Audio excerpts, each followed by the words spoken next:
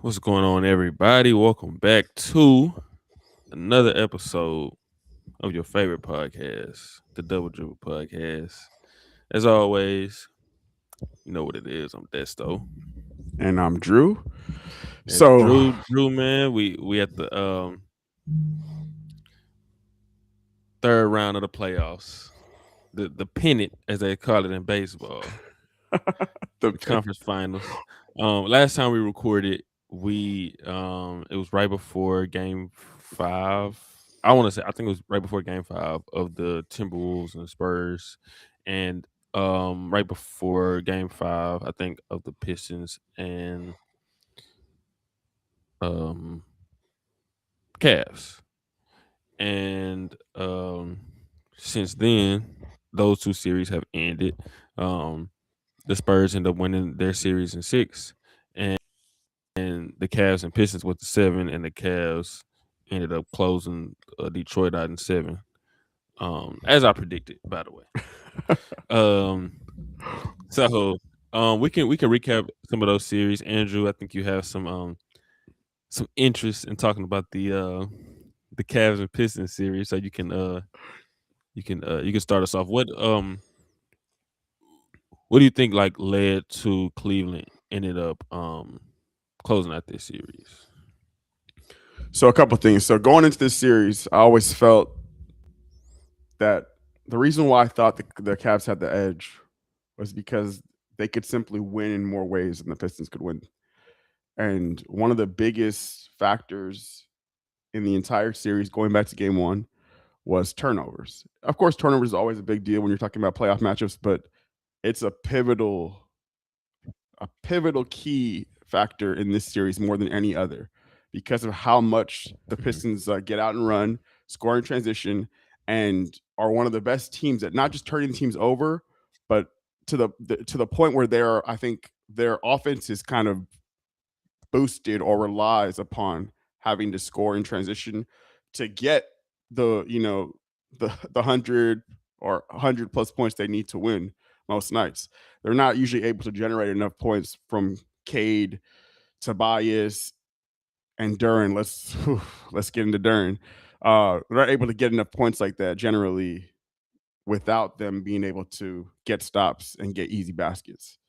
And so to me, like it was always going to be a factor. If the Cavs can't take care of the basketball, they're going to keep turning the ball over. It's going to be a long series. But if they could keep that under wraps, take care of the basketball, get off to a good start, I think that's a hard um, break point for the series right there. Like if they don't do that, I don't know how the Pistons can consistently generate good offense. And so all series long, which is the part I didn't predict, the Pistons were turning them over. They were getting out in transition, and it was early and often. It was a lot of like I think most of these games it was in the first half. The Pistons were turning them over like if not 10 times, close to 10 times a half, and Yeah, like, then it I was think in almost every game, if I'm not mistaken, except for game 3, I think Cleveland got up to a better yes, start. yeah, Because that's when, Cleveland was kind of like whooping them. Everybody thought it could have been a rout. When you're down 2-0 going into game 3, the other team, they put their foot on the gas early and they can rout you. So, but I think almost every, except for game 3 and game 7, I want to say, Detroit had the lead like a half and they was getting early turnovers, forcing, and then Cleveland always had the big third in almost all the games, at least the big third quarter to to catch come back back, up, cut into the lead. yeah, to come back, and then the games to kind of go down to the wire. But yeah, as you were saying, my bad, But Andrew. yeah, so I thought that was going to always be a big factor in the series. And to give to the Pistons credit, like they almost did it the entirety of the series. Um, this series, I think, was I know you predicted in 7, and I think most people didn't predict the Cavs win in 7, especially because the whole like it's game 7 in Detroit, so that's You a hear huge that? You factor. hear that, Cecil? Because Cecil probably watching. You trying to say, oh, you picked Detroit? No, I was on here. I picked. I was rooting because I love Cade, but I mean the analyst in me couldn't go against the grain. So So yeah, I'll give you credit because yeah, I had I had the Cavs beating them in 6 because I usually lean on like it's a lot harder to win that game 7 on the road, but yeah, it was the way that it went. I don't think we had that part happening the way it went, and that's something that was a surprise because I think when the Cavs went into Game 5 and they won in Detroit on a ridiculous comeback like late in the game yeah, where I think they were down like 9 points with like 2.5 minutes left, yep. and then Mhm. like they end It up looked like Detroit was gonna tying. probably end up closing that game Yeah, and and going up 3-2. and the key to me in that game, like Harden had a good game, but I think that Mobley was the biggest swing factor in that game. Like that was one of his best games to me, um, of his career, not just in like his defense, but his shot making. He hit the Mhm. biggest three that he's ever gonna hit, maybe. That's the three. He hit a three, I think, with like it was Yeah, around like 2:19 in the fourth quarter, and it was one of those shots where like if he doesn't hit it, it's things are looking really dicey because it's looking like the Pistons are going to be able to salt away the game and run out the clock a lot. And I felt yeah, like the Pistons were trying to do that, which is I think part of what cost them is because they got into a little habit late in that game where it's like, okay, we're up 9, let's try and just run the clock. And they had like 2 shot clock violations in the last 3 minutes, which sometimes can work out, but they didn't score, and the Cavs hit on every following yeah. possession, and 'Cause at and least it so wasn't a live ball turnover, but like you still didn't capitalize. yeah, At least and you should probably get a shot up, maybe get an offensive rebound or something. When those yeah. And I think like each one of those shots were like late, like it was like threes that they got up, but they just didn't hit the rim or something. So I think it was like yeah, a Dennis Jenkins one. And I think it was somebody else. Might have been a Karis Tobias LeVert, Levert. Karis And LeVert, so yeah, because what they were doing a lot in that game, especially like toward the end, they were sending 2 Cade, trapping Cade, getting the ball out of yeah, his hands, allowing the other players to create plays and get shots, and they actually were open shots. I think it may yeah. I think Harris, Dennis Jenkins, and LeVert each had one. Tobias had a wide, like a completely wide open shot. Yeah, Um, yeah, which yeah. On the other side, as far as like the half court offense of the Pistons, what has also been kind of keeping them alive is because there's been stretches in this series where, in the second half, they weren't turning the ball over they weren't turning the Cavs over, but they were still able to produce. And that was because Tobias was playing for most of these playoffs. He was playing amazing. He was playing on at a star level, and he's playing like a secondary scorer for the Pistons. He was giving them a lot of like good minutes against the Magic. He had multiple. I think he had a whole stretch of like 6 or 7 20-point games going into this Cavs series, and I think he had that going up until I want to say Game 3 was the last one where he had a decent Game 3, but then 4, 5, 6, 7, he did. That's when Tobias like, and I'm gonna be fair to him. I don't think that was supposed to be his role, and so yeah, him being in that situation, he's gonna get a. I don't think he's getting a ton of blame, but he is. Some people are killing him because his play completely falls off a cliff by Game yeah. 4, and but I He think the regressed to real the mean. reason he regrets to mean, but he also, you can't be relying on Tobias even at this stage in his career, to be that secondary Yeah, scorer. And we know that they're all season long, their secondary scorer was Jalen Duren. And that's also one of the things that's not just surprising, because we already talked about it earlier in this series, how he's having one of the biggest playoff drops. I think he's having the biggest playoff drop ever as far as like regular season. Like he's down like 10 points from the regular season to the playoffs, well, which is um, Will Chamberlain That they showed that before. They said it's the biggest drop since Wilt Chamberlain. But Wilt Chamberlain dropped from like 50 points a game 50 to to like 33 or something like that. So I mean, for what it's worth, I don't think Jalen Duren is having the biggest drop off as far as like total points per game. But yeah, we taking Wilt. Jalen We Duren, putting Wilt in his own. Wilt goes in his own box off in the side. We ain't even talking about his stats like ever. Because that, but I look, yeah, look I at this agree with guy. you. Look at this guy. He's talking about I'm a liar. He's talking about Nah. I switched 2 times. Wait. Who'd you switch on? He's talking about I picked Detroit, then I picked Cleveland, then I picked Detroit. I sent him that picture I sent you of when I had that the Detroit jersey on Oh no, for game 7. his heart Had my Cade jersey on. his heart was telling him Detroit. That's what was going on. His heart was telling him Detroit, but his mind was telling him Cleveland. So he just Thank you. He buried his heart you, and then he spoke with his mind. That's all it was. That's all it was. He said Wilt don't count. Yeah. I saw a tweet about that Jalen Duren and Wilt Chamberlain like comparison about the drop off, and they said Jalen Duren the first person to be compared. He has his stats compared to Wilt, and to be a negative. Facts. Yes. Yeah. Usually, whenever you hear Wilt pumped up, it's like, oh my god, like this is amazing. Like you basically got the modern NBA record. Well, no. Jalen, you got the modern NBA playoff drop. We ain't even gonna talk about about whatever Wilt was doing because nobody's done it since the '60s then. But '60s is crazy. So but that's I want 2 points to touch on real quick for this series. One, I think we saw in game 7, and a lot of times we see like in that closeout game that the team in losing, all their problems are kind of shown in that one game. Usually, and it's kind of like what's the term? I guess like a poetic justice type of moment. But it showed that during I mean he's still young. Like he isn't ready for that moment to be, I guess, to be the secondary scorer.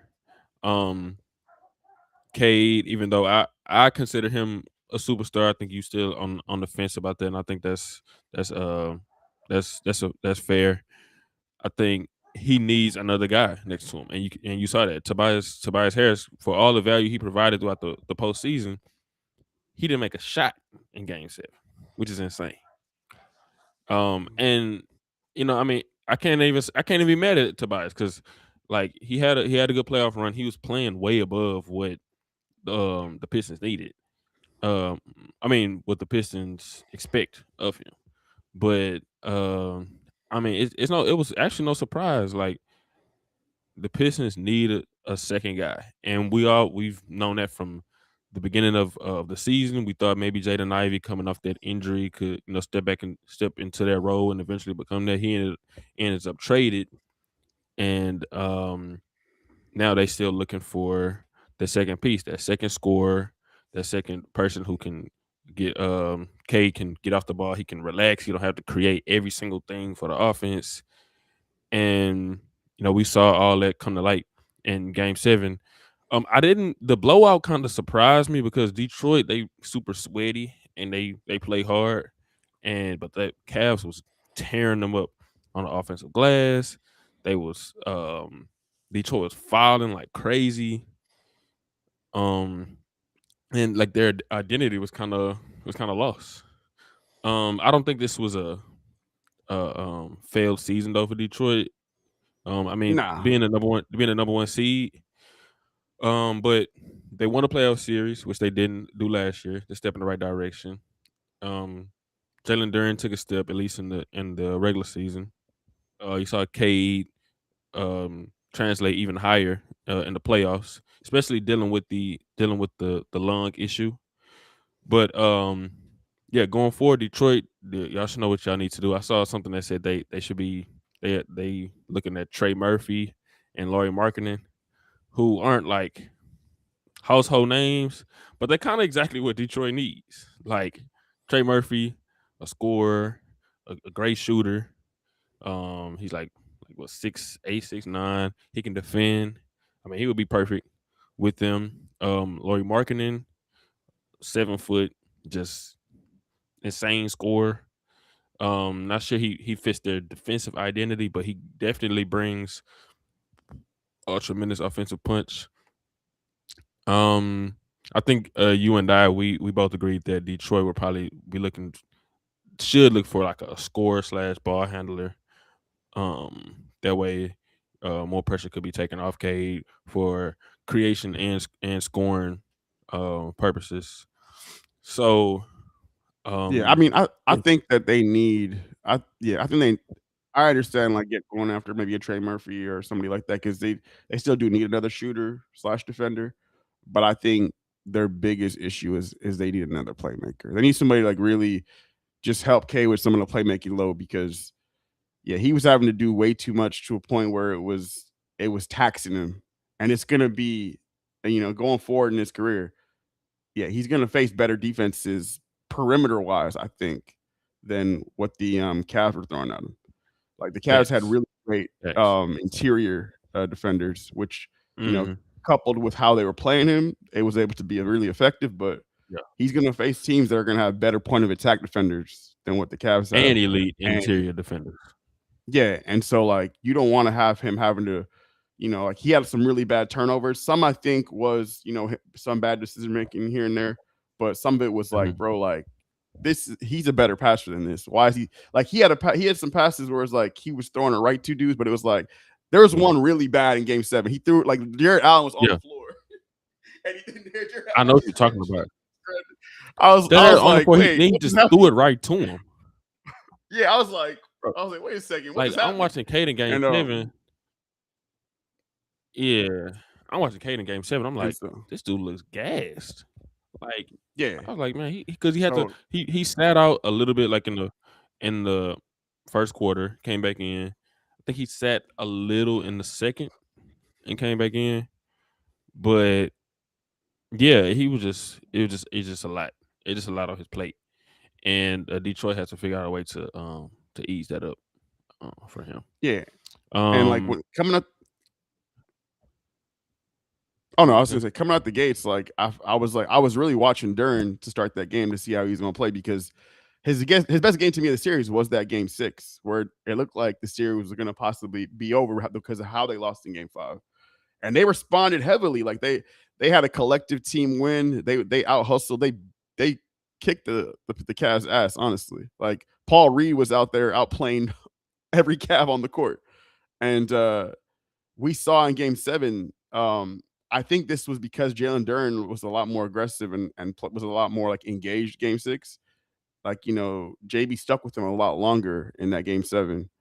And I think that he should have went a little bit more to Paul Reed. Not that Paul Reed played that great in that game, but I think he, his hustle, his ability to just, rebound the basketball and get them second chance points, I think that could have helped somewhat.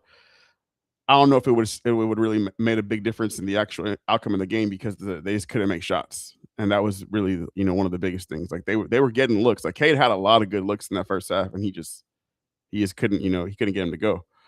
Um, See what Cecil said. Call Phoenix with Devin Booker. Ah, see, the only thing Dial is, him up.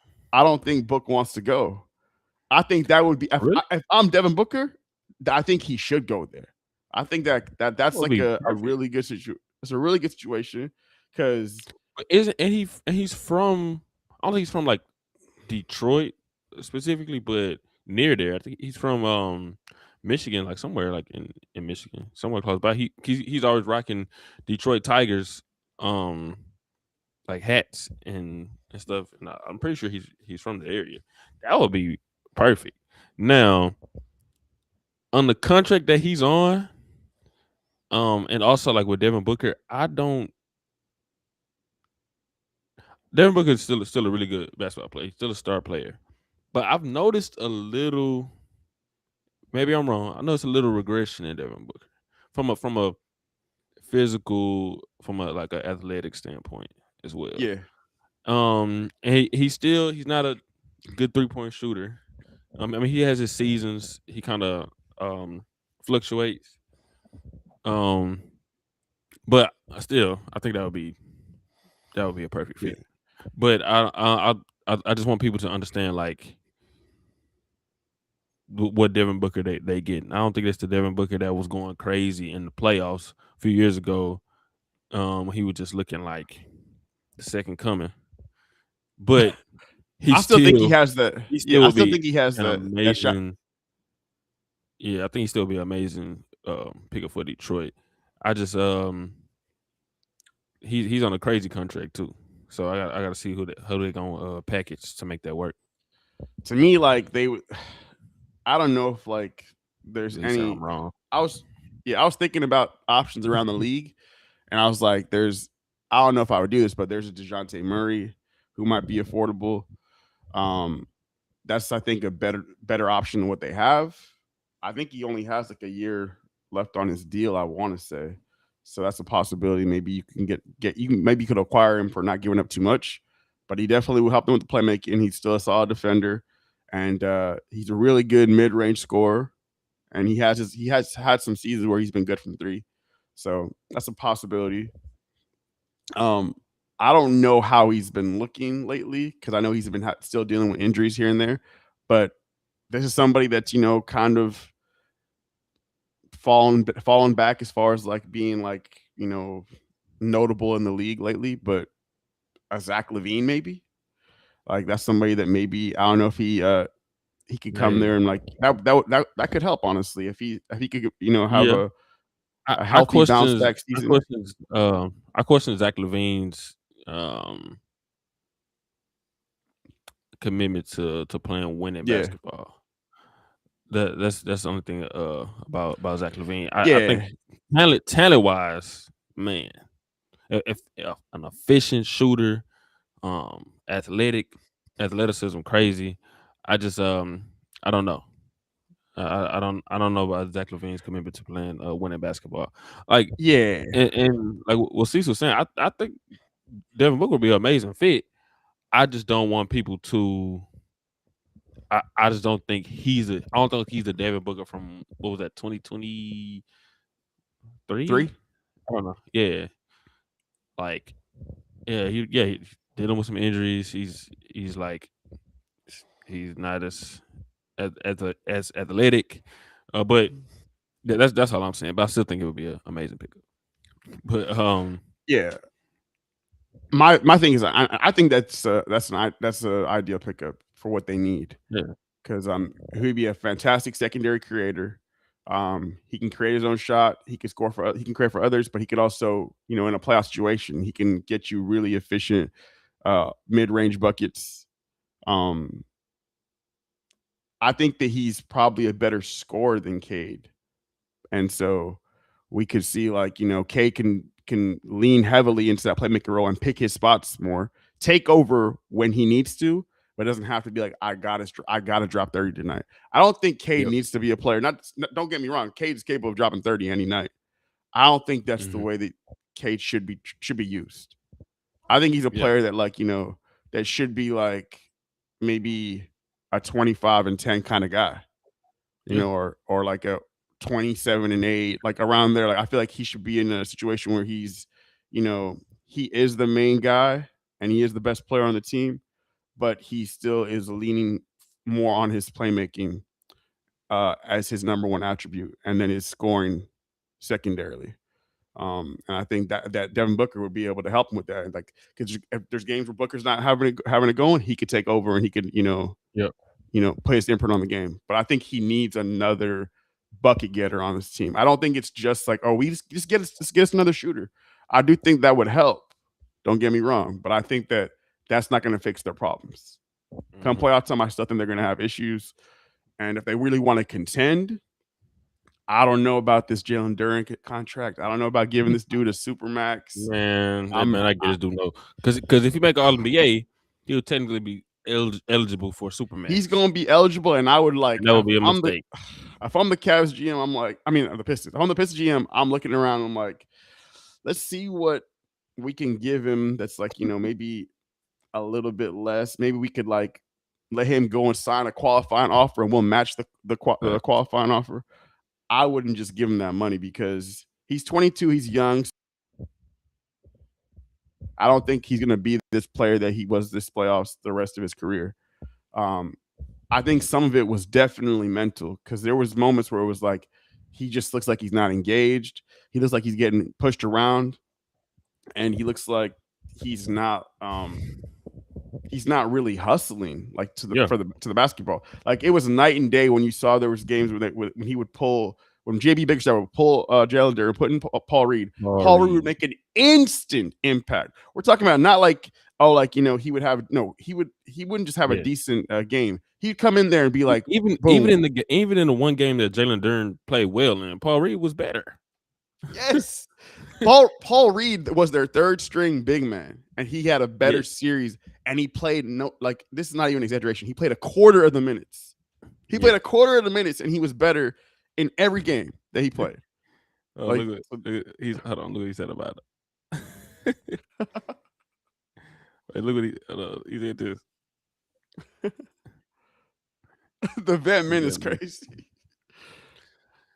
Hey, if I'm the Lakers, hey man, no. Hey, if I'm the Lakers, I want Paul Reed. Dude. That's what I want. Hey, low key though, low key. That wouldn't be. Hey, I want to touch on one more point on this series, then we can move on to the other series that recently ended. I want to give flowers to Evan Mobley. I think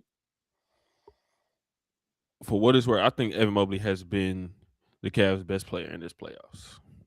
I think if you considering both ends, a level of just consistency, I'm gonna give it to Evan Mobley. I just think, I think in the first round, you could say it was maybe like him and Harden. In the second round, Harden had good moments, Mitchell had good moments, but Mobley just being that steady force, especially like defensively, his impact was just felt tremendously, and you can see the strides he's made as an offensive player. If I'm not mistaken, I think he's shooting. I think he's averaging like 17 and 8 in the playoffs, shooting like 60%, or something crazy like that. Like Evan Mobley is having an amazing playoff run, and I think it's going continue this next round versus the Knicks. So shout out to Evan Mobley. He had an amazing Game 7 as well. Just having tremendous defensive impact. I know he's hovering off of roaming off of Asar Thompson, but you felt it like every step. Even when they tried switching out though, he was guarding Cade, he was guarding Tobias, and everybody knows like Evan Mobley, he's a switchable guy as well. So yeah, I think Evan Mobley deserves the respect, and you're gonna give it to him, Andrew. After all this hating you've been doing on Evan Mobley throughout his career, hold on, you're gonna respect. I'm not hating. Evan Mobley. Evan Mobley is exactly what I predicted. This is one of my. No, you said he was gonna be a bust. No. Nah, now you're making up history. No. I said his. Nah. Now you lying right now. I said specifically. This is exactly. I can tell you exactly what I said. Cause I said this multiple times. I said Evan Mobley is this is what he's gonna be. I said I said I don't buy him being a superstar level player. Get those Tim Duncan, Kevin Garnett, all these comps. Get Chris Bosh. Get it out of here. To me, he is Bam Adebayo 2.0. I said that's what he is. He's a Bam. At best, that's what he'd be. But he's a Bam level player at best. And I think that was his. That's like he either was going to be as good as him or in that like category of player. I never thought he was going to be you said that. You said the best he would be that. But you said what you think he would be is a bust. No. I said no. I never said he was gonna be a bust. I said he was gonna be a bust. No. I remember you said. Okay, maybe I'm wrong. No, you're wrong. I could have sworn you said. You said I No. think he's gonna be a bust, man. I think he's gonna be a No. bust. That's what you said. No. I never said he was gonna be a bust. I said that he has bust potential, but I didn't say I think he's gonna be a bust. You gonna check? Hey, we gonna check back in the history, and the reason why, and the reason why is because these are. So I maintained that I always thought he was gonna be an elite defender. Right, I maintained that going when we were talking about the draft and him getting selected. I maintained that I thought he was going to be a great defender. I was questioning his offensive skill set and how it was going to translate, and I also was questioning if he was going to be durable. And I didn't think that he was going to be injury prone, but I had question marks there. And so, as a possibility, but his defense I never questioned, and that's why I did say the Bam thing, because I do think that he was always going to be able to be very impactful because of how switchable he is, how versatile he is. And I never really bought the shot. I never really believed in his jumper. And so that's something that he has had good moments improving. He still is very iffy at the free throw line, but this season he's been up and down. And in these playoffs, though, he's been huge. His shot making has been huge, and his passing has been good. His passing's always been there, especially as somebody in the short roll. Like he got so many key passes and plays where he was dissecting the defense in the short roll and making the quick decision and hitting the open shooter. And so that's where I think he's become more consistent. I don't think he's been the Cavs' best player, but I do think he's been their most consistent player. So you could argue, because I feel like if you're going through like game one of the playoffs up until now, I don't think there's the Mavs just fired Jason Kidd. Oh, we knew that was coming. I just feel like it's a matter of time. but yeah. So I mean, I always think happens. Just think about that, because Jason Kidd had Giannis. He made Giannis. He changed Giannis' game into a point guard, I guess, for like a season, and then they fired him. Milwaukee. Yeah, I mean, and to be fair to him, that did help Giannis. Exactly, that really did help. It did help with the development, but yeah. And now Cooper Flag, because I remember he had Cooper Flag trying to play point guard, and you seen how Cooper Flag. Granted, Cooper Flag was a insane prospect already, but I wonder who they gonna hire now. Yeah. So yeah, but yeah, so I'm impressed with Evan Mobley. I do think that he's an elite defender that still has a lot of potential offensively, but I don't know if I ever see him truly becoming a superstar or anything like that. But yeah, he's been extremely impactful. So, we can nitpick on his individual offensive game, but as far as what he brings to that team, he's extremely important. And yeah, so I do think that if I had to look at it for this series, I do think Donovan Mitchell was their best player, but it was kind of weird the way that this series went out, because it was some games he was their third or fourth best player, and then other games he was clearly their best player. Yeah, I think that if I was looking at this, so I think that Evan Mobley was, if he wasn't the best player in the game, he was their second best player in most of these games. And if he wasn't the second best player, he was no worse than 3, While I think there's games where Harden was the best player and then Harden was 4th or 5th, where Mitchell was the best player and then Mitchell was 3rd, And so it's been a lot. I would say Mobley was consistently number 2 or 3. And I think in probably game 7 game 7, I'll probably give it to Mitchell. So probably game 5, I probably would say that you could argue. And shout out to Jared Allen too. Jared Allen. Yeah.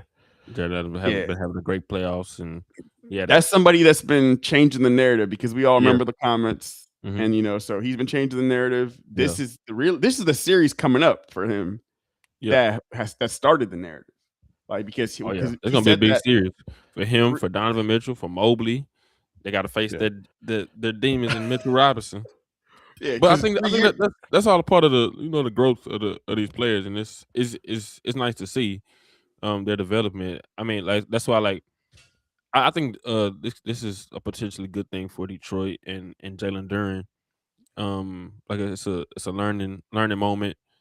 It's only their second time in the playoffs, and then he went out how he did. It's unfortunate, but you can look at it as a blessing in disguise to see where you need to be. Would I still give him a max though?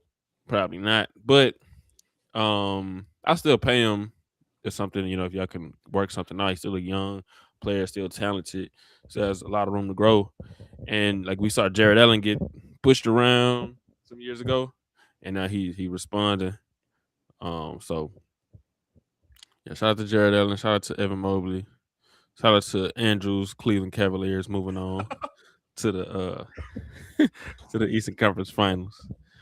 Um, and then there was another team that just moved on to the Western Conference Finals, who actually played yesterday in Game 1, which was the San Antonio Spurs. I predicted the Spurs winning in 7. I think you had Spurs in 6. Yeah, Or over the Timberwolves. over the Timberwolves. And it was kind of no surprise though, kind of like what happened. San Antonio, they just, especially like in Game 6, it was a rout from the beginning. I mean, they destroyed them. But one player I want to touch on is Julius Randle. I think Julius Randle needs to look himself in the mirror, because even even dating back to the Nuggets series, Julius Randle really wasn't good. Like he had some positive moments, Yeah, but defensively is where he was impactful. Like, yeah, but but like especially like with Ant being out, I think Minnesota knows that they probably needs to look in another direction as far as having another option next to Anthony Edwards going forward, because Anthony Edwards playing on 2 bad legs was better than Julius Randle, and he needed Julius Randle to step up to the plate. I don't know why, for whatever reason. I know you got to challenge Wemby. You can't be scared of him, but this dude was just being crazy. Like I got to pull up his numbers. His numbers was crazy. He had like Jalen Duren had a drop off in the playoffs. Julius Randle's drop off from regular season to playoffs was nasty as well. Like I haven't looked at it, I think but I think the thing with nasty. Julius Randle is whenever he gets like bad playoff series, and he's had a history of having some big playoff drop offs. He kind of was doing a job of like last season, kind of putting some of those criticisms, and I won't say to bed, but he was quieting some of those criticisms because of how well he played in a lot of those series last year. But especially against the Lakers, he was really good. Yeah, but I think for him, it's that when he's not playing well, it's really loud. It's super loud. Like during it was like, where's this guy? Where's Jalen Duren? Like, yeah, like he just kind of went ghost. Like it's like you don't even see him on the court. You kind of forget he's actually even playing out there. You're looking around for Jalen Duren. But Julius Randle's like, you watch it, Julius Randle, you're like, oh, if you a fan, you see everything. You like, oh no, Julius, like you see everything. You see every mistake because he's so forceful. He does everything with force. And so if he's playing well, it's like this dude is bullying the front line of another team, and he's playing physical, and he's finishing the paint, and he's super demonstrative. The problem is when he's also not playing well, he's also super demonstrative, and he's hitting like bricking right off the backboard, and he's running people over. He's getting offensive fouls. He's being really reckless. So I mean, like it goes both ways with him, and you kind of don't really. That's one of the things when Ant got hurt, they already were out with they already lost DiVincenzo. You knew that they were going to end up having to rely on Julius Randle to get them more production, and that's always a concern, is because he's going to have to force the issue more, or he's going to have to produce more. And in Julius Randle, I have to produce more means I'm going to force the issue, right? And you don't really know what you're going to get from him. And against somebody like Wembanyama, who's like one of the best defensive players in, if not that he is the best defensive player in the league. Let's be honest now. He's not somebody that you want to just test like that. And so This it was man, really we had some really nasty some of games. the I think he was craziest takes, just driving straight at Wembanyama. Just like, who do you think? And then the thing is, like, you rewatch the film, there's passes there to be made. He just like, nah, I'm Julius Randle. I'm a walking bowling ball. So either I'm gonna hit the pins down or I'm gonna go in the gutter. That's Julius Randle right there. And for the majority of these playoffs, he was terrible. So yeah, I think shout out to the Spurs. They moved on to the Western Conference Finals. I think Minnesota. It they've been knocking on the door for some years. It's kind of a tough look now with the way San Antonio's rising, how young they are and how fast they instantly became contenders. And I mean, you could say if not for like a Wembanyama, I know that they've been facing some injuries, but if not for a Wembanyama ejection and yeah. a Champagny buzz beater that he barely missed wide open shot, this series could have got it over even faster. But I think that's one of the major things Minnesota needs to look at is who is going to be this guy next to Ant.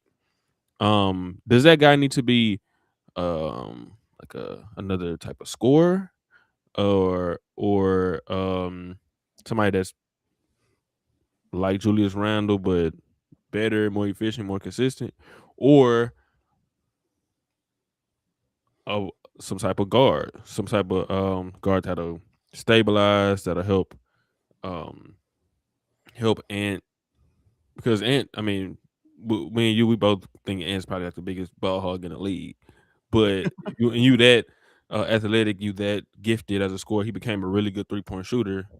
Um, what you need to pass for, but you need somebody on there to make sure things are people are getting the ball when they need it. They cutting their turnovers down there because at times their offense is like, oh, they have this let me cook style offense. Like you go from Ant, you go to Julius, you go to Nas Reed, and they just ice on. They just and they all like really talented and can do that, but kind of like I would say like a guy like Cade Cunningham, that'd probably be like perfect for them, but Cade Cunningham would be perfect on a lot of teams. But I mean, Kate Cunningham Austin and Ant, Reed, that's what are we doing?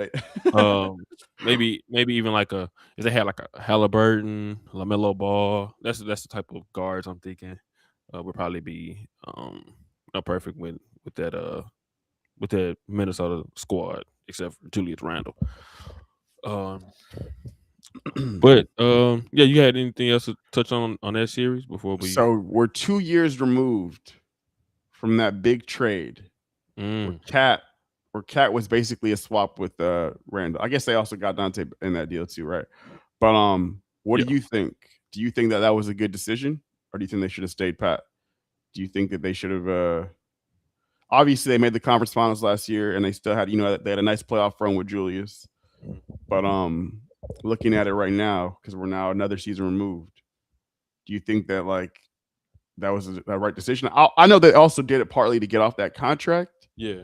but what do you think? I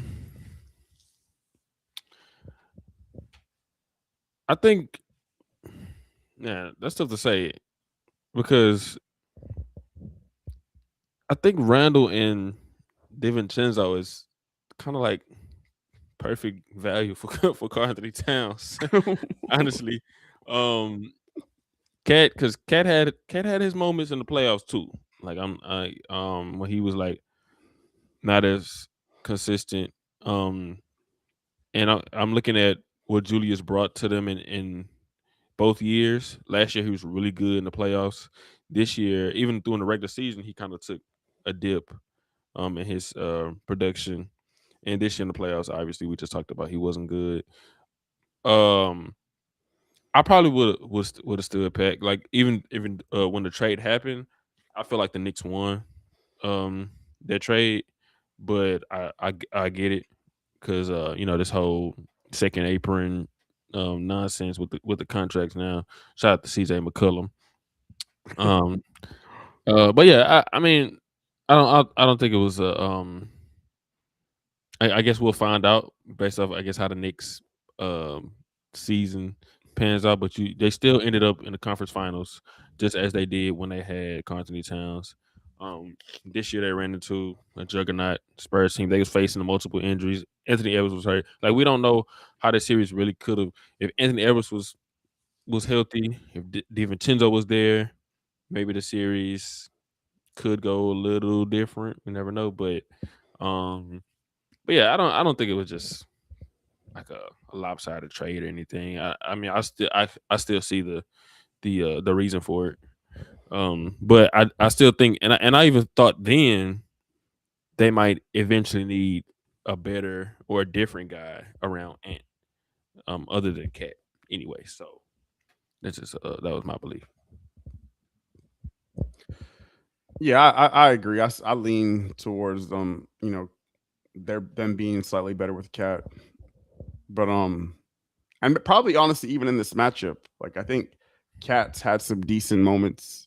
Obviously, he's not stopping Wemby or anything like that, but Mm, he's been able to be impactful on the other end, and I think that could have been very helpful in this series, especially if Ant was healthy. I mean, it would have been interesting to see um, how Cat would have performed because I know he's had some good moments with the Knicks against the Spurs and against Wembanyama. So that would have made it a lot more interesting of a series because he is just a more efficient player than Randall. One of the things I was surprised with Randall yeah. is he was a playoff riser last year. Like Yeah. that dude was he was across the board. Like he was hitting threes at a super efficient clip.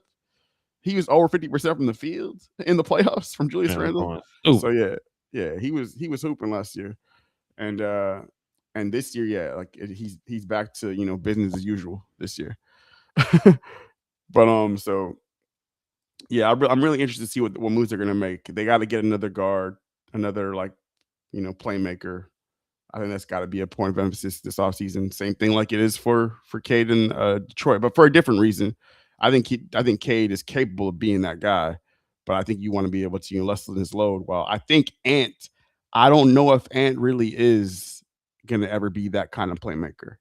I don't know if he has like the mindset and he has like the talent level to be that. I think he could still be a quality secondary playmaker. I think like he could be like a Donovan Mitchell level playmaker. I think that's what his in my opinion, I think that's his ceiling. I think his ceiling is like a Donovan Mitchell level playmaker who can still make good passes and who's able to create, but I don't think that I don't think he processes the game like looking like I don't think he's like he's usually looking for his own shot. And I think that a lot of times he doesn't see, the late option, right? Like I think one of the things with like that I noticed is like he can get a little bit tunnel vision, and he'll be going into his bag, and he'll be getting trapped, he'll be getting doubled. He don't see it or he don't care. It's one or the other. But I think it's a little bit of both. Definitely That don't care. yeah, I think it's a little bit of both. I think he doesn't care, and he's like because he has that mentality. I can score over anybody, even if it's multiple people. But I think there's some times where it's like, you know what, like if he did see that, he might have made that pass, but but because there's just some late help, and he just, will force the issue a little bit. So I think this it's a combination of the two, and I think that yeah, they would be best served, getting somebody, not no nothing against Mike Conley, but he's 50, so they would be better, getting on to somebody that's Mhm. younger and honestly bigger that can help play make, create, ease that load for Ant and let him just be a bucket getter, just be a scorer, be the secondary playmaker. But you don't have to have the ball dictating every possession. How would you And like? I know you said bigger, but how would you like John Morant? mm, I don't think I would do it. I think it would be fun. I think it would be very fun. But I think in the playoffs, I'd be really concerned especially with John Morant's health. That's always been one of my concerns with him. Is I just don't trust him. I feel like he's breaking down a little bit as his career is going forward, and Yep. And his so like gun I don't. collection. Yeah, that's the other reason. Yeah, Desto Morant over here. Chill out. I don't know what you're talking about, Drew. I'm just But yeah, Oh. so But yeah, so I did. So we can jump into these next absolutely, yeah. Let's get into it. these conference finals. So we're in the conference finals. We got 4 teams remaining: Knicks, Cavs, Spurs, OKC. I honestly want to start with the Spurs, OKC. Last night, I was thinking about saving the best for last, but game 1 was yesterday, and I can honestly say that's one of the best playoff games I've witnessed, like in a minute, if not one of the best playoff games I've that ever might watched. be the best opening game to a conference finals I've ever seen. It might be. It's probably it's close, but that was an amazing game 1, and Tremendous. the shot making from Wemby. Like I'm be honest, I never saw. We. Yeah, I never saw. I never saw him ever pulling that shot in that moment and cashing that. Look like I never. Curry. Yeah, because He he looked like. Yeah, it was very same reminiscent same spot. Yeah, reminiscent of that. That buzzer beater that he hit against the Thunder. I think it was a regular season game, right? Yeah, 2016. Yeah, he dropped 40. Crazy shot. Yeah. And yeah, just they were down 3. I think it was like under 30 seconds left, and he just said, Yeah. He's like, this the best look I'm gonna get right here. Yeah. Because like, what OKC probably was gonna do, they probably was gonna, like, if San Antonio let the clock dwindle down, OKC probably was gonna start the foul game. So it, like, I love that look, honestly, because it was early. People didn't expect it. It was a little deeper than I would have hoped from I don't Wemby, think I love it. I love it, but because he made it, yeah, I might even. It's one of those where it's like, yeah, because if he had missed it, I'd have been like, a lot of times, like, but a lot of times I like it though. I won't say I love it, but I like it because like the defense wasn't set. You down 3. You're playing a team, a coach who likes to foul up 3. If you can get an early look, I say go for it. Like I said, I would have loved if it was a little closer. Yeah. But when you're an alien, you can do what you want. Yeah, that would be my only criticism of it, is that I think he could have got a little bit of a closer look, but it honestly doesn't even matter because he cashed it. So yeah, it was an impressive game. Like he put together the best game of his career. It's not a question. 41 and 24. He matched Shai's points with his rebounds. So he had 24. He had an amazing game. Dylan Harper had an amazing game. I think they both had the best game of their careers on the same night. For sure. Especially I don't think it's any debate for Dylan Harper. Well, for either, but especially it's no debate for Dylan Harper, because this was his rookie year. Like this, he started in the playoffs because De'Aaron Fox was out. Which I kind of felt De'Aaron Fox's presence was missing a little bit at the end of those games. I mean, end of that game. Especially, I mean, even throughout the game, because Devin Castle, who had he was a pretty struggling good game himself, he was turning the ball over a lot. Yeah. Like his defense was good. He had 17 and 11, but he had 11 turnovers, which is insane. Some of the passes he was making, some of the decision making wasn't there. And that veteran presence of De'Aaron Fox, because a lot of people, they like to kill Fox, and I did it a little bit too myself, but I still think he has some strong value on this team. Being a steady presence, because at the end of the game, I think they said it on the broadcast, Spurs like to go to that Fox Wemby pick and roll, because Fox, he can get to the paint, he can get to his mid range, or he's smart enough to get the ball to Wemby at the right point where Wemby can finish or create for himself. As he did, he ended up making some clutch buckets in this game, in the paint To and the outside. to the credit of like the Spurs and like Mitch Johnson, they stuck with Castle in down the stretch, Yeah, and he made some big passes. He was turning the ball over, but late in yeah. that game, he hit Wemby on some really good like lob passes that were like some key buckets down the stretch. So I'll give him some Few credit for people like had the best games of their life. Alex Caruso had the best game of his for life. I was thinking, I'm gonna be honest, I was thinking I was gonna get on here with you and we were gonna be talking about this game and we were gonna be Glazing. calling this the Alex Caruso game because I know Destin he's a number one Alex Caruso glazer and and like that's that's one of his role playing goats right there, Alex Caruso. Facts. Former Facts. Laker. Alex Caruso's probably my favorite role player of all time. Yeah. Like I think like Alex Caruso is one of the best like defenders. He's one of the best defenders I've ever seen. Like he can switch onto guards, wings. He's smart. He plays the passing lane. He's strong. I mean, he got like nice size on him. He just I don't know. He was even guarding Wemby at some points in that game. Like denying shout out to my boy, the Caruso. As we call him in Lakerland. We used to call him. Yeah, he was like denying Wemby the ball, being physical, forcing turnovers.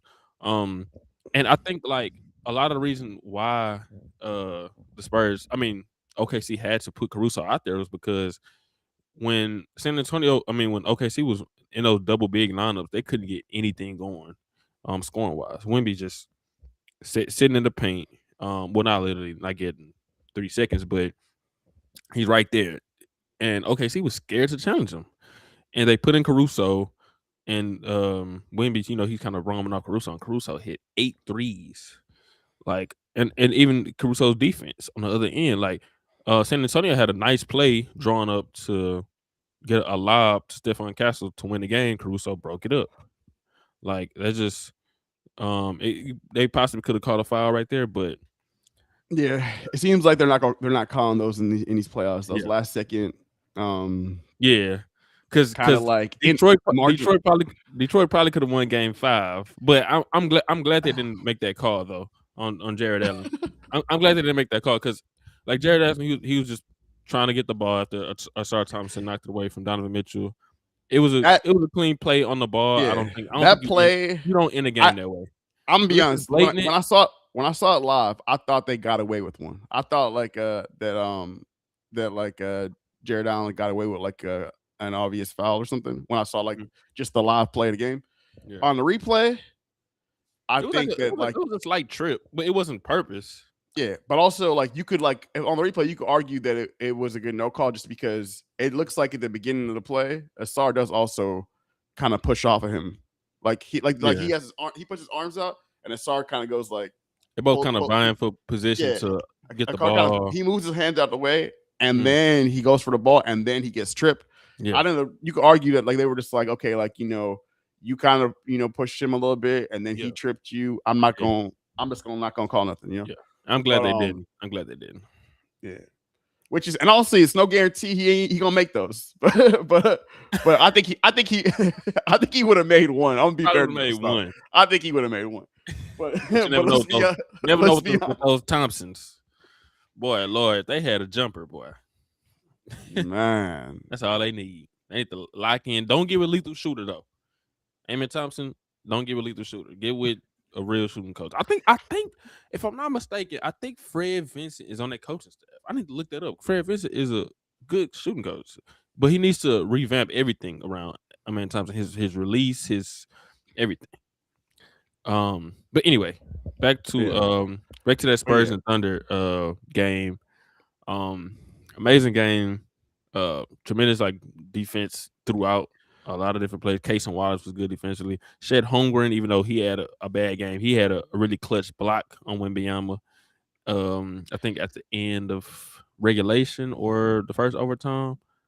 I swear, Wemby hates Chet. Yeah, I swear, man. he does.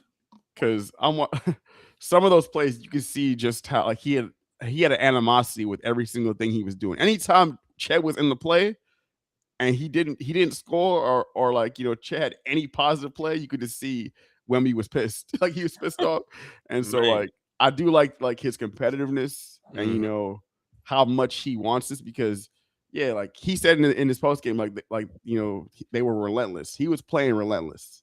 That's the most like I would say like, I've seen Wemby have some big games in the regular season and in this playoffs, but that was the most, yes, like just aggressive assertiveness he played with on both ends the entire game because he played big minutes. He doesn't normally play Yeah. that level of like, not just like He played physicality, but 49 like, minutes. yeah, I don't see like he usually doesn't play that to that degree, like that long on the court, Yeah. both ends, doing it all. And so that was the most impressive complete game that I've seen him play. Clutch shot making, scoring, from beyond the arc in the paint, great defense, shot blocking. He was doing everything. And I don't know if he could play much better than that. I want to see. I want to If see he what game two. can, if he can, If he look out. can, yeah, because we're gonna see what game Look two out has in in the NBA. store. But one guy we haven't mentioned yet, who's the big elephant in the room, who was just announced, actually the MVP, was SGA. Mm-hmm. And I want to know where he was. I want to know where has SGA been? Because if I'm not mistaken, Andrew, SGA does he kind of drop in the playoffs? Like even not even yesterday in this game, he wasn't really there in the Lakers series too. Granted, they were kind of trapping him at certain points, but it happens to every superstar. I mean, if you're a superstar, especially like a elite ball handler, that's like if you're a perimeter player, that's gonna happen to you. But how do you how does your game adjust to that? And he wasn't really great in the Lakers series. He was really good in game 4 in the closeout game, but it kind of carried over to this series. No, not game 4, but how he played in the Lakers series carried over to this series. He shot 7 for 23. Wasn't good. Was making some taking some terrible shots. I would say he was clutch though. He did some Yeah, was clutch in that fourth quarter. He was getting he to the came alive line. in the fourth and like Yeah. had a lot of like key mid range Mhm. buckets, some like really nice like drives to the paint. He had a really big one late in the game in transition. Yeah. Yeah. So So yeah, he was really good. It's pretty interesting though. SGA getting pulled off the floor for defensive possessions. yeah, Not I thought he sure. was a two-way. Wasn't he supposed to be one of the best two-way players in the league? That's what I heard. But I thought he was like Michael Jordan 2.0 or something like that. I don't know. That's what I heard. But I'll give my prediction right now for this series though. I picked OKC in 6. I'm gonna stand on it, but I am kind of nervous. I am kind of nervous, but I do think with J Dub coming back, J Dub was really good yesterday. He took like a bad shot, like a bonehead shot in that game at the end, but for the most part, J Dub was really good.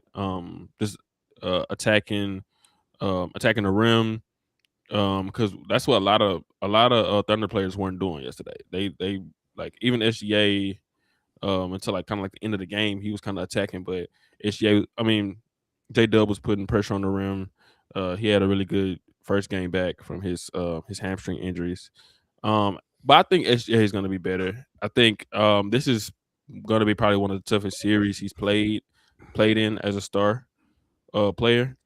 I mean, since he became MVP caliber player, this is probably going to be the toughest series because he's dealing with defensive guards and he's dealing with the best defensive player in the league waiting for him at the rim a lot of times too. So gonna be a challenge for him, but I think the player that he has turned into, he's gonna figure some things out, work it out. I think OKC is gonna have a game plan. I believe in their coaching staff to develop a game plan. I'm just gonna lean on. would you? I'm gonna And lean this is on Drew's keys to success. which is coaching, experience. Was it star power? Talent. Talent. It was one more. Coaching, experience, talent. You know, with me, you got to remember this one. With me, I'll be talking about this type of stuff all the time. So hold on. It's always a concern for me going into with every team and every. Give us Drew 4 keys to success. So, in order, number one, and so like if I was gonna put this on a spreadsheet, it'd be like this is the biggest key. Talent is one. All right. The second one isn't the two that you mentioned, but they are in there. The second one is health.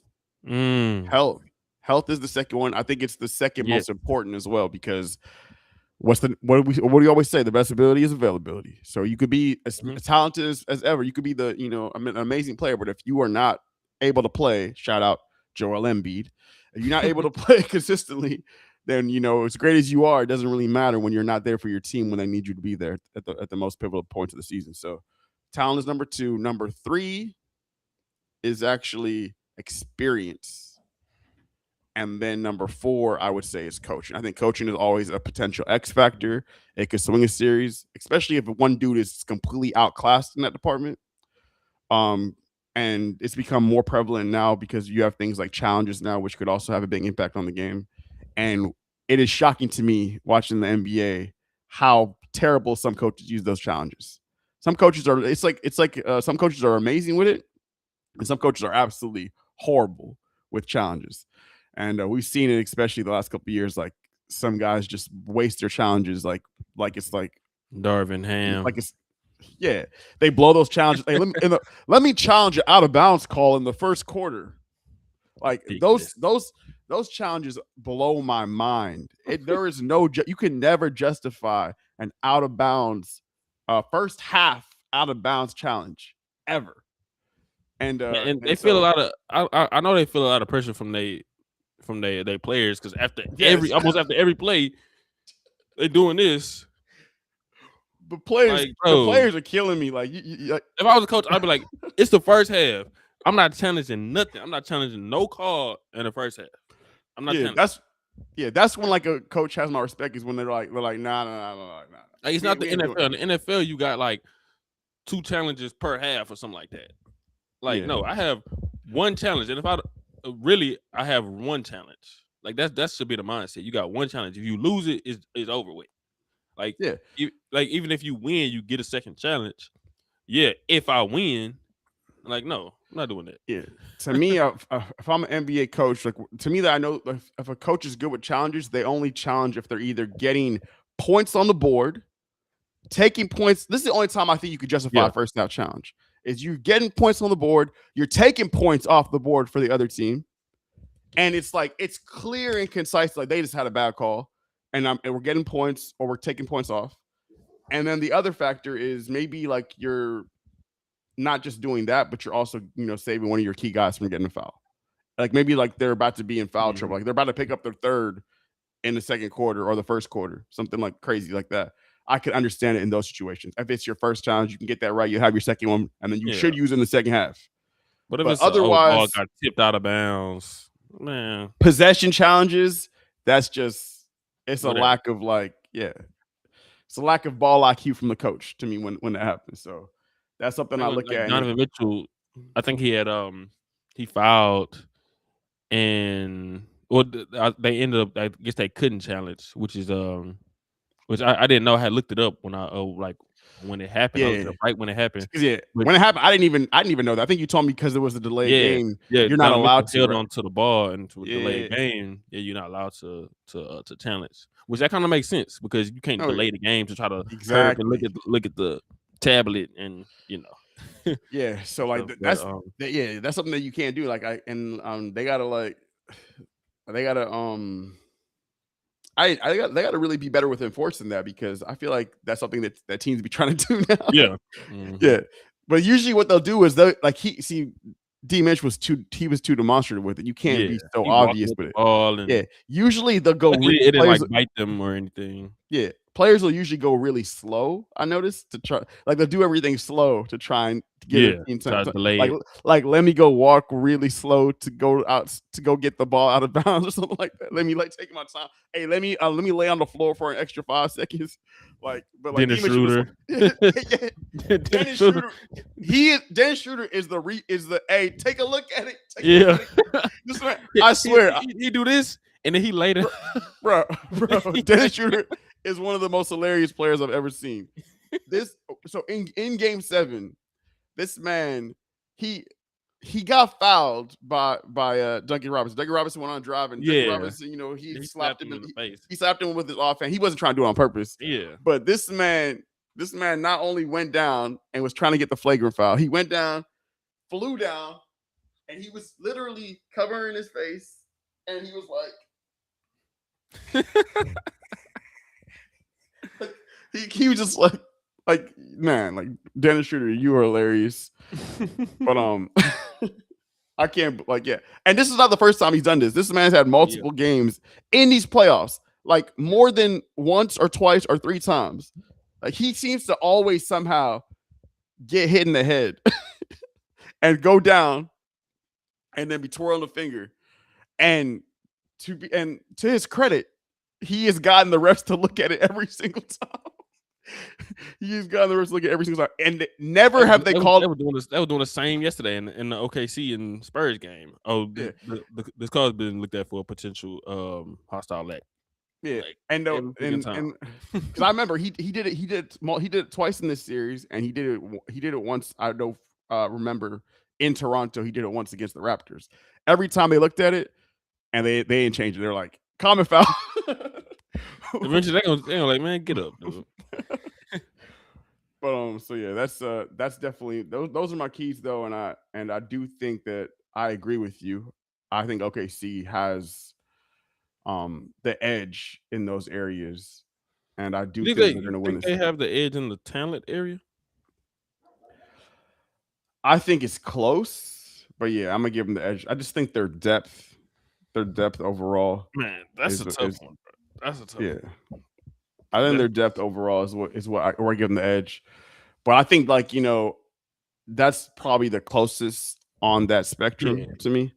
I think that everything else I would give them a decisive edge. Like they definitely would have the experience factor. Although to be honest, they don't have a ton of experience, but they do have obviously they won the championship last year too. I got to give them the experience edge because they literally went and won a championship and the Spurs is in their first playoff run. So they have quality experience, and they have guys that have been at every single round, and they have a lot of role players that have experience. And the Spurs are counting on one of the best young upcoming players in the league, Dylan Harper, who has a lot of star potential, but he's a rookie, and he came in clutch. He was huge down the stretch. Had a big and one on SGA where he got hit in the head as well. Although I don't think that was a flop at all. Like he definitely got hit. It was crazy because SGA kind of did it. Like he swiped, and then his momentum kind of brought his other hand. The other hand is what hit. Yeah, and he was on the ground for a little bit, and that was like a legitimate not like a fake Dennis Schroeder. Like he actually got hit in the freaking face. Which it wasn't intentional by SGA, but one thing I will say is I do give OKC the edge on the talent, and I do give them the edge on the experience. Health, they both teams are actually healthy, but if there's any question marks, De'Aaron Fox, De'Aaron Fox is hurt, so that is true. Yeah, he missed. I think the closest actually one out of all of them is probably the coaching one. It's probably the coaching one because Mark Daigneault has got a great reputation. He is a great coach. I do think he's a great coach, but I don't know. I'm curious to see what his adjustments are going to be. I'm curious if he's still going to stay with this Alex Caruso guarding Wembanyama for this series, or if he's going to switch it up after game 1, or if he's going to go back to this traditional look. I don't know if that was necessarily the problem. No, it seemed like it. I don't know if it was a problem either. At the end, Caruso, he was going for some steals and overplaying it, and Wemby got some buckets. Yeah, it did seem like though there was a lot of times. This is where I gotta really call out Chet because Chet's defense wasn't like really Yeah, bad in a lot of this game because Caruso was guarding him straight up 1-on-1, but there mhm, was a lot of possession where it's like Chet, where are you going? Like you should yeah, be helping, you should be rotating. exactly. Like he You're was, like just he, like Caruso played it well, yeah. and then like shit, you get over and you help, and he was like super It, late. it almost felt like Caruso He was got like playing. punched on for Yeah, an and one. I think Caruso had the right approach, and it seemed to me like Yeah, Caruso was trying to kind of play Wemby into the Chet into help. yeah, like kind of Yeah, like a funnel and in a then way. what Like, was happening is he was playing him like that, and Chet just wasn't there. And it wasn't like Chet yeah, was like late. It's like he just never rotated over, and yeah, it happened yeah. multiple times. And it wasn't like he was helping and guarding somebody else. He was just in no man's land. So Mhm. Like like there was even a time like I think J Dub had did it, and he came like in the fourth quarter. He came like weak side for a block, and that was kind of the defensive game plan. Like make whoever Stephon Castle, whoever make that tough pass over the top, which Caruso was playing it well. That's why they was getting a lot of turnovers and things like that. But even if Wemby catches it, whoever on the weak side, you come back there, you help make that defensive play. And J Dub did it. J Dub came around that corner and bow, sit them. It was like in the fourth quarter. Um, but yeah, I don't necessarily think that was and I think a part of the reason why they had to go to that was because of OKC's offensive um uh capabilities yeah, or yeah. incapabilities Yeah, with they were struggling. having So. double bigs. Because I mean you want to play Jared McCain for He's his shooting. shooting, but you need more defense, and you want to play Hardenstein for his defense to help with Wembanyama, but on offense, like he's like it's hard to play him because you got Wembanyama who's gonna just sit there and just deny everything with iHeart right there. So Caruso is kind of like the perfect balance, and Caruso had like the best game he's probably gonna have in this series. Um, like, well, you know what? I said Caruso had the best game of his life. He had a 30 ball with the Lakers. I remember. But anyway, um, uh, yeah, Caruso was the perfect balance. He was good defensively, and he helped space the floor out. He was hit 8 freaking threes. Like I don't know what else Caruso could have did in that game. But I think the Thunder's game plan is not be scared of Wembanyama. Like SGA, I remember like Caruso drove. He made a nice behind the back pass to SGA. SGA standing like maybe 5 feet from the goal. Shot it super short just because he's scared of Wembanyama. Oh, did you see like Wembanyama's reaction after that? He Yeah, started he was laughing. laughing at He him. got the Yeah. I'm gonna be honest, it was hilarious because when he got the rebound, SGA tried to get it and he just Yeah. like he looked at him like I he thought was he a was little about to do kid. the thought he was about to hit him with that Nas Reed. He, he looked at him like he was a little kid. He was like, man, sit down. Give me this. You know how like when you when there's little kids or somebody short trying to get something from you, just hold it up. It looked like a little like a big brother and a little brother type of situation. Where Yeah. that's how he was doing them. So I'm very interested to see how he's gonna respond because Wembanyama was talking. He was talking the walk in the Yeah. post game. So in He the post saw game, like they SGA get that MVP. That could have been a Hakeem Olajuwon, David Robinson moment. yeah. Now he was basically saying like he didn't shy away from it. They asked him in the post Yeah. game, and he was saying yeah, like he thinks he's the best player in the world and that Mhm. he deserved the MVP. And they're like they asked him, they shared like, was that motivating you that he Yeah. got the MVP? And he's like, He said he absolutely, wanna like win that's multiple of those. yeah. So a lot of guys usually don't talk like that. They're more like oh it's a team game. I really only care about I just want to get the championship. That's the real thing I care about. No. Wemby's like I want it all. Shout out Wemby's to like, I don't wanna mess up your name, but Time Cavs Spurs finals. What you think? Making our predictions right now. But in the hypothetical playoff series, who you think would win, Andrew? Now, who do you want to win? Oh, here you go, fixing his mic. It's about to be some BS. okay. I know you're gonna say I'm crazy, but so I've watched I watched the Cavs Lord and the Jesus. Spurs. I watched their season matchups. Now, obviously, these games happened earlier in the year, before, pre-Harden trade. But one thing I did notice, Mobley and Allen match up pretty well against Wembanyama. Obviously, they're not better than him, but they play him on both ends. They actually have a lot of success, and I feel like it's because in a weird way, they're kind of his archetype into one player. Like Wembanyama to me is like Mobley and Allen if they were combined. And it's a weird way of putting it, but I Weird. feel but I feel like they're able to match up with him like physically because he is really just long and athletic. He's not as physically domineering, and they're able to make him have just like the Disney princesses. Wait, who is this? Who But is this? Because it can only be one person, especially calling it the Disney princesses. nah. I mean, I understand it because I think I know who that is. I think I know who they talking about. Is they definitely this definitely Dr. talking Pepper about guy? I'm not gonna say your real name, but is this the Dr. Pepper guy? But anyway, you can continue, Andrew.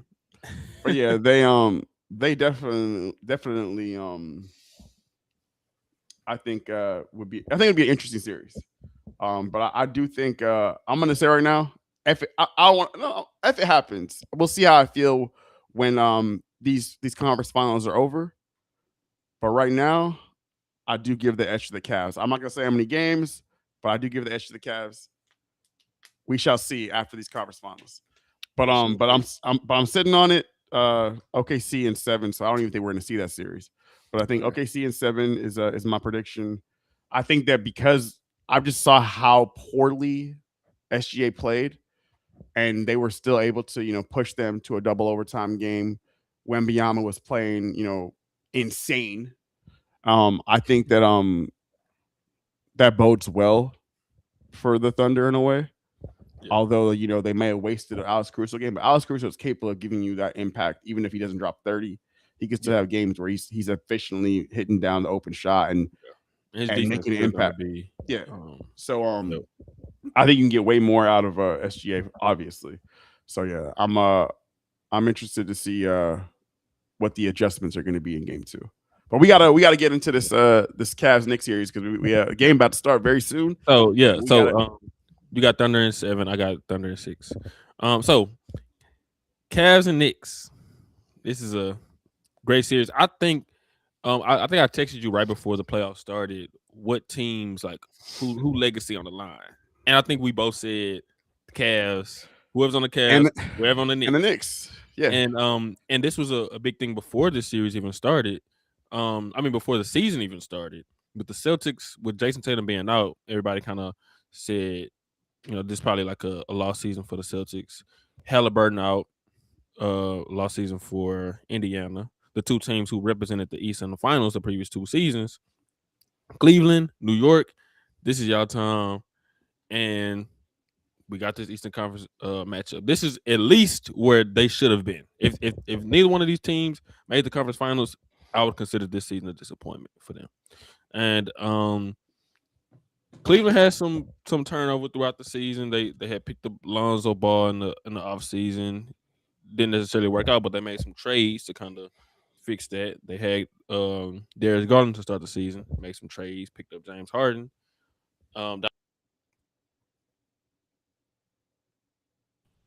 Best years of his career. The Knicks had a really good season. I think the Knicks were with the 3rd seed this year.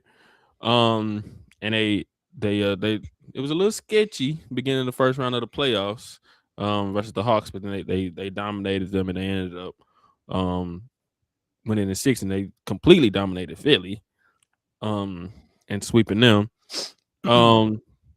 Big question mark though in this series. I don't see a lot of people talking about it. I think I see a lot of people picking New York. Is the OG Anunoby injury, and he had a hamstring injury. He missed like the last 3 or 4 games, I think. Yeah, of that of that um of that series of the Philly series. Philly, yeah. Um, do you have word on like is he's available to play game So they one said or? that he's going to be playing game one. Mm, Because I think they had like he basically had like 2 weeks off. He had like 13 yeah. days off, which from what they're saying, it was a grade one hamstring. But the only thing is, we know what hamstrings is iffy. Hmm. So Yeah. he could be playing, but he could be limited. He could be playing, and it could flare back up. It's going to be something they're going to be looking at all series. So we'll see. Like if he's fully healed, we'll know game one if he's fully ready to go or not. Um, that's going to be a big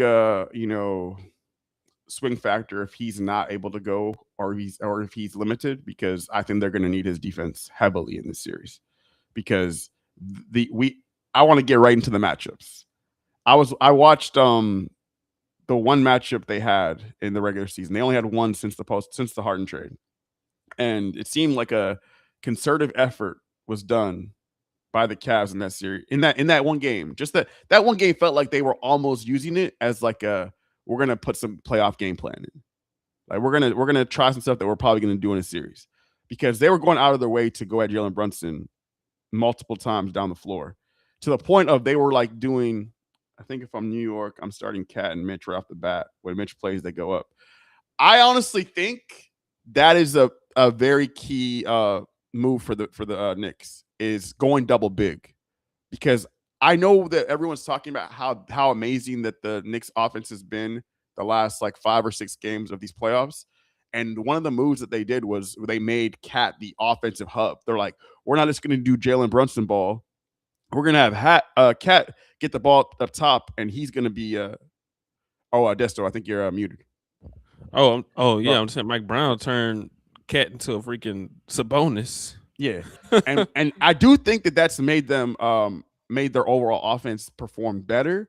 But I do think that a big reason why it was able to work so seamlessly is because of the defenses that they were playing. Because Embiid is not Embiid of old when it comes to defense. He's not a good defender right now, and he couldn't be because he just can't move. And one of the things that I know and I noticed about that matchup they had is they put Jared Allen. I want to see if they're going to do the same thing. They had Jared Allen in that regular season matchup guard Josh Hart, and they had Evan Mobley take the primary assignment on Karl Anthony Towns. And because Evan Mobley's much better at being able to switch out onto the perimeter and to take away those easy catch and shoot opportunities, but also Jared Allen just plays off of Josh Hart, and they kind of want Josh Hart to get those opportunities. They want to force him to get the ball and take those shots or have to make those decisions, while you have Jared Allen just lurking around the paint, helping off ball, helping off on Cat. And what I noticed is that's something that the other teams that they played in these playoffs, specifically the Knicks, they didn't really implement that plan. The closest we got was a Kuminga guarding Cat. They put Kuminga on Cat, and they had kind of Aneka kind of rolling off ball a little bit. But Yeah. this is a completely different situation than a you know a Kuminga guarding Cat. This is a much better defender, much longer, much more versatile at being able to also switch and defend the rim. And so I want to see if they're going to stick with that. I think that would be the right game plan, and I think that's going to help neutralize some of that Cat offensive hub, because he's going to be passing over a lot more Yeah. length. It's going to be hard for him to make those reads as quickly, because Cat's a good passer. He's not the level of playmaker that he's been. If we're just looking at raw assist numbers, he's not truly that level of playmaker. And I want to see how it's going to look when he's facing that double big lineup, and when they're kind of playing that ghost defense and just being like, hey, we want Hart to make these shots. And Hart has not been shooting the ball well in these playoffs. He's shooting like 27% from three. And he's also, I don't know if you saw, he's playing with like a really messed up hand. Like he has like multiple hand injuries in his shooting Yeah. hand. So that's something that I'm very curious to see if they stick with. But Who do you think should be that roamer off of Josh? Should it be Allen or should it be Evan Mobley? so in the Pistons series, they had Evan Mobley as the roamer off of the SAR. I Mhm. thought it made sense in that series because they didn't really have any shooting big like that, right? But I think because Cat is such a good shooting big and he can stretch the floor from the perimeter, I think it makes more sense to have Evan Mobley and have Jared Allen being the roamer. Mhm. And I think that also if they go into any ball screen actions and you have Evan Mobley, It can switch. he could switch and he could hold up much better on an island, even against Jalen Brunson. Obviously, he's not going to like shut Jalen Brunson down, but he's going to have possessions where he probably does get a stop on Jalen Brunson. So I think that you want him for the switches potentially, but you also want him because he can get out to the perimeter better. And I think Jared Allen's decent enough to be able to, rotate over to Josh Hart and make him think, make him like hesitate because he's not somebody that when I watch Josh Hart, I noticed that he's already hesitant to shoot the ball. Even when he takes shots, it doesn't seem like he usually is comfortable doing it. Yeah. It takes a lot for him to like really, You gotta be like have, naked yeah, wide open too. yeah. Or he's got to like, or he had like maybe like he hit the first couple and now he's feeling confident he's gonna fire. But I noticed like if he's early in these games, if he's being helped off of, he's not gonna fire the ball up right away. Or if he's missing, he's gonna start, you know, he's gonna start looking like a Sar Thompson a little bit. Yeah. So he'll do that. He'll do that sometimes. He'll kind of pass up open looks or be hesitant to shoot them. So that's gonna be, I think, a very key defensive strategy for the Cavs. But I think that one of the ways that the Knicks can combat that is if they go double big. I watched one of those games. I mean, in that game that I watched, Mitchell Robinson got 8 offensive rebounds, and so he Mitchell Robinson, boy. yeah, he's gonna be a load for them. Even like if they're playing to their max capability, he's not somebody that they're gonna be able to consistently just keep out the glass. I think that the way that you have to attack them when they go with Mitchell Robinson is you gotta make him guard, and you gotta make him guard mismatches and make him guard and switches. You gotta get him off the court, and then if the Knicks aren't able to sustain offensively, they may have to just pull him off the court because they're not getting enough points. And But they're probably gonna end up doing that hacker Mitch too. That's another thing. I don't know if they're going to do it. I want to see that. Like, I don't know if Kenny actually is going to try it unless it gets into a situation where, like, they really got to like the Knicks are really popping off, and they got to maybe like slow their run, get back into the game. But I don't know if it's something they're going to do. Like some of these teams I've noticed that will go to it just even when it's like a game that it's close. They'll go to it just to kind of. So it kind of honestly depends on. Yeah, it depends on how effective he is and how the game is going. I could see them like doing it to get him out, just to get him out of there, or to make the Knicks think like, oh, maybe we can't trust him tonight. Maybe we're gonna have to pull him. But that's gonna be a chess match. He's the Mitchell Robinson minutes, and because he hasn't played a ton, he usually plays like 10 to 15 minutes. I want to see how much they're really gonna play him in this series. But yeah, so that's one thing. I think. What are the matchups? I want to get some more matchups, but what are the matchups that you're like interested in this series looking at? Well, I'm looking at the Jalen Brunson matchup, and I think it may be a little similar to the way that the Cavs defended Cade Cunningham. I think they might deploy a lot of that towards Jalen Brunson. They different guards though, but still kind of ball dominant in a way. Jalen Brunson, he's a lot quicker, better jump shooter, not as good as a playmaker, but they still gonna, like you said, have that roaming off. They might have some time when they trap him. So I'm interested to see who they'll put on him, because like with Cade, even though he's a guard, he's a big guard. He's like the size of a wing. So you could put Max Strus on him. Max Strus did a good job. You could put Dean Wade on him. Dean Wade did a good job. Tyson as well. Who's going to be the guard for Jalen Brunson? Dennis Schroeder probably going to have to play a lot more in this series. You might see a lot of Keon Ellis, who didn't play a lot in that in the first couple series. So you might see a lot more Dennis Schroeder, a lot more Keon Ellis minutes to kind of deal with the speed of Jalen Brunson. in this series. So that was my biggest um like thought going into it, just to see like, and it was that kind of swayed what my decision was going to be as far as picking this series. And not to give it away, but I had the Knicks winning this series though. I got the Knicks in 6. Um, Not to say it again, but I've been right about all of the Cavs series so far. But we'll see.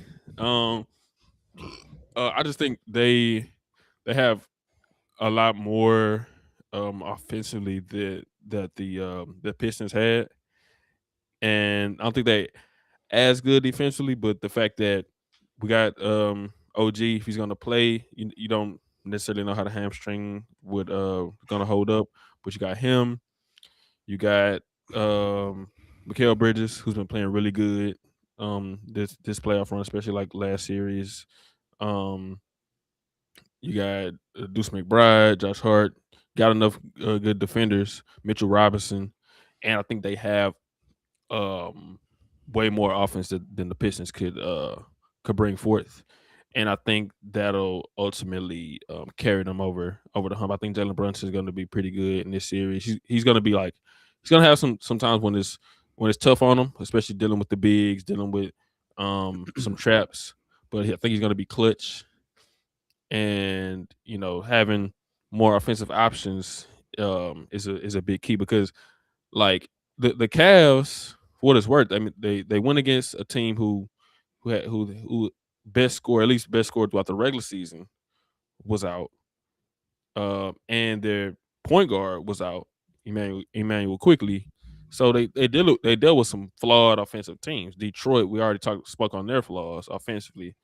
The Knicks, however, they have some star power offensively. So, and I think and they are healthy, except for OG Anunoby, who's probably been their best player in the playoffs. Well, maybe their second best player in the playoffs. But he's They're playing most at least. consistent. He been the Yeah. most consistent, low key type Evan Mobley with the Cavs. Yeah. So yeah, I think that's gonna be probably the Cavs' potential downfall. I mean, of course you got the Harden, you got Mitchell, who gonna come to play. But I just think the fact that they went 7 against 2 like offensively challenged teams, I think that's gonna be the Cavs' downfall this series. So I got Knicks at 6. Yeah, for me, and I'm gonna get into those matchups because I did notice some things about Jalen Brunson matchup specifically. I have the Cavs in 6 in this series. My biggest trepidation in Shock. my biggest trepidation in this series is actually not any individual matchup. It's one thing. It's one thing that I'm gonna have to really look at in this series. It's rest and recovery. In this series, going into it, Cavs just went 7 games. They have 1 day off. They're playing today. The Knicks have had like 9 days off. The rest, this entire series schedule is going to be 1 day off every single game. Every single game is it's game, day off, game, day off. That favors the Knicks if this series goes long. So that's something that's going to be a potential concern factor for me. But I think when I'm just talking about on the court matchup wise, I think that the Cavs have more matchups in their favor, because although for the playoffs, yes, they went 7 games with the Raptors. Yes, they went 7 games with the Pistons. I think the biggest reason why they went 7 games is not because of the offense of those other teams, but I think because of the defense of those other teams.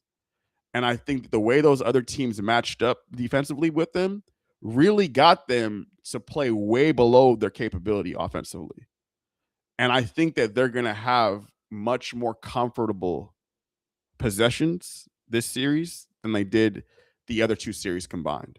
I think they're going to be able to get to their spots and get to what their actions that they want to get to much easier, because you're going to have 2 guys on that court majority of this series in Karl-Anthony Towns and Jalen Brunson. And these are guys that are going to be at key positional points of the defense. They got where you could attack, where you're going to have to be able to attack them. Like, you can get them both into ball screen actions, I noticed something about Cat. Cat is not good at controlling his body when he has to guard. When he has to guard and not guard like bigs, but like guard on the move, he is very prone to making a lot of dumb fouls and also offensive fouls, just being very reckless. Being And goofy. so one thing I noticed about that is I think that the Cavs are going to really try and attack him as well. They're going to try and get him to guard out in space. They're going to try and have Evan Mobley and Jared Allen running the floor and really put the pressure, the onus on him to really try and contest. They're not going to give him a lot of breaks. And I think that I think there's two guys they could really press on. That's Jalen Brunson and Karl-Anthony Towns that they couldn't press on in the other series. They had Duncan Robinson, but I'm be honest, Duncan Robinson's a much better defender than Jalen Brunson. I'm sorry, he just is. And Duncan Robinson was holding his own on some of those positions. Yeah, like they got some of what they wanted, but like Jalen, but he at least has length. Yeah. Jalen Brunson is going to be very easy for them to shoot over.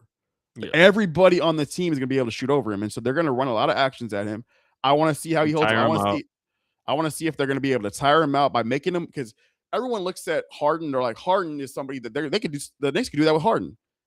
Yes, but not to the same impact, because Harden at least can be switched on to bigger guys. He's harder to hunt out. Strong as hell in the post. Yeah, and he could play in the post. He could play guys that like, honestly, I think he's going to be guarding OG Anunoby probably most of this series, and he could hold up enough to like physically, stand in his way. Harden's really good. Like, people may get by him, but he's good on that swipe down, that strip.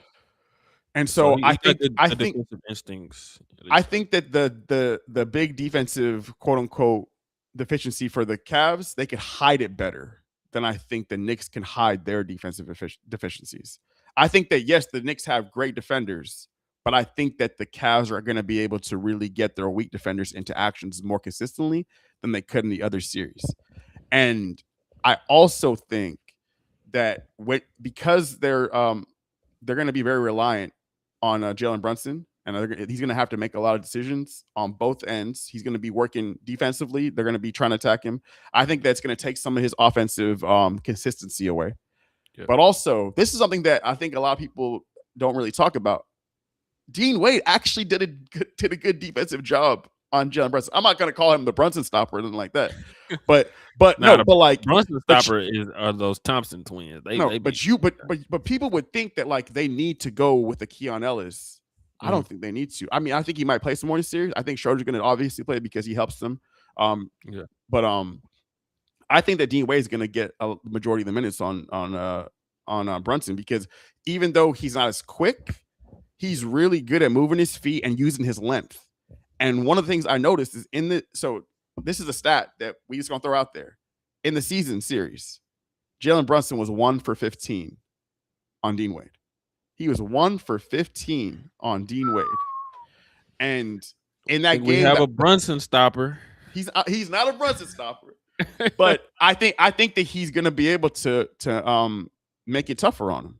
I think he's going to be effective. I think he's going to actually be able to not give him any clean jump shots. Obviously, Jalen Brunson's going to be able to have moments where he gets past him, but then you have the bigs in help in rotation. Yeah. I think he does a good job of like making Jalen Brunson have to shoot over length, and Jalen Brunson doesn't get clean mid-range looks. He doesn't get clean 3-point looks off on him. He is able to get past him, but it's not super easy to the point where it's like he can't guard him. So I think that I think it's going to be something that people are going to potentially notice, that hey, like Jalen Brunson is not just having his way with this matchup. Now maybe that's going to change. Maybe because it's the playoffs, he's just in another level. I don't know. We'll see. But I think that they actually can. I think they can make things harder on Brunson than the Knicks will on Harden or Mitchell, particularly on Mitchell. Because I was gonna say, because I know I think the game about to start, so we can wrap this up quick. Yeah. But like, what's your the analysis was it was well put out, but what's your confidence in the Cavs stars, 3 stars, I would say, to show up in this to take advantage of lesser defensive So prowess than they my faced in the my first two confidence series. is I think the reason why I feel good about this, my trepidation is like they're gonna be tired. This is going. These dudes are gonna as the series progresses on. They're not gonna have. They're gonna have they're gonna they'll be the team that loses their legs first, most likely. They've They're, played. They're the one team that remain in the playoffs that played the most games.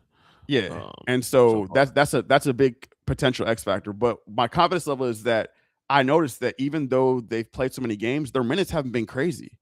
Kenny Atkinson, he deserves criticism somewhat, but he's stuck to a lot of their regular season rotations, and so Donovan Mitchell's been able to get some rest a lot of these games. Harden's been able to get a rest a lot of these games, so they've been able to kind of be somewhat fresh for the most part, as best as you can be through playing 2 7-game series. But I think that's one thing, but also they have a second guy for every single thing that they do, almost. Like they have a Donovan Mitchell and a James Harden, right? They have a Jared Allen and an Evan Mobley, so they're able to do things where like they can go to another option and put pressure on the Knicks. Where I feel like the Knicks, if Cat's not playing well, if Cat's struggling, they don't really have another Cat type of guy. Yeah. They don't have another offensive big. Now that you say that, I think about that because you got Dean Wade, you got Jalen Tyson, you got Sam Merrill, you got Max Strus. They got two movement shooters. They got Dennis two Schroeder. You could probably go to Keon Ellis if need be. And so like they have a lot of guys they could potentially just pull out that they could kind of swing to. Where I feel like if the Knicks are struggling with one of their key guys, they don't have somebody else to turn to fill that role. Like if Jalen Brunson is struggling, they need another creator. They don't have another creator like that, And so I feel like that's something that Jordan Clarkson, baby Laker. So series just tipped off, but so yeah, we gonna. All right, well, we're gonna wrap this up. I got Knicks in 6, Thunder in 6, Drew. Thunder in 7, and Cavs in 6.